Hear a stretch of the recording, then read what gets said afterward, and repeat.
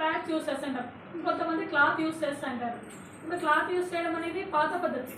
దానివల్ల ఏంటి, అవి సరిగా వాష్ అయ్యిండవు, సరిగా ఎండ కారబెట్టిండరు, దానిలో బ్యాక్టీరియా కానీ లేదంటే ఏమైనా క్రిములు కానీ అలానే ఉండి మనం అలాగే వాడడం ద్వారా జననేంద్రియాల దగ్గర కూడా ఏమవుతుంది అంటే మనకి కొన్ని రోగాలు వస్తాయి.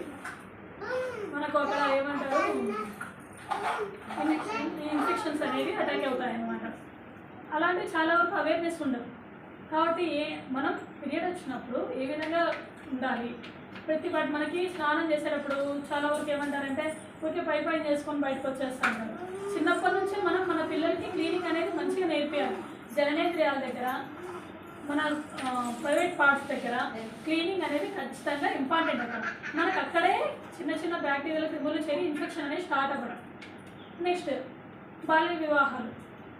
అమ్మాయి చదువుకుంటుంది, పక్కన అమ్మాయిలు ఎవరో లేచిపోయినారు, పక్కన అమ్మాయి ఇలా చేసింది అని చెప్పేసి ఆ భయంతో మన పిల్లల్ని మనం ఎదగనీయకుండా మనమే తొక్కేస్తున్నాం. వాళ్ళకి బాల్య వివాహాలు చేసి 18-16 ఏళ్ళ పిల్లలకి పెళ్ళిళ్ళు చేసేస్తాం. ఒకవేళ అవతల అబ్బాయి ఏదో ఇద్దరు కూలి పనులు పోయేవాళ్ళనుకోండి, రేపు పొద్దున అబ్బాయికి ఏమన్నా అయినా కూడా ఈ అమ్మాయి పరిస్థితి ఏంటనేది ఆలోచించారు.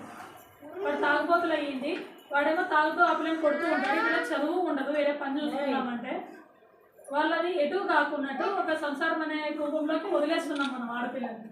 అలా అవ్వకూడదు. పక్కన వాళ్ళది కాదు, మనం మన పిల్లల్ని మంచిగా చదివించి వాళ్ళని వాళ్ళ కాళ్ళ మీద నిలబెట్టుకుంటే వాళ్ళు రేపొద్దున ఒక ఎలాంటి సిచ్యువేషన్ వచ్చినా కూడా వాళ్ళు హ్యాండిల్ చేసుకోగలుగుతారు. నాకు అవకాశం ఇచ్చినందుకు అందరికీ కృతజ్ఞతలు.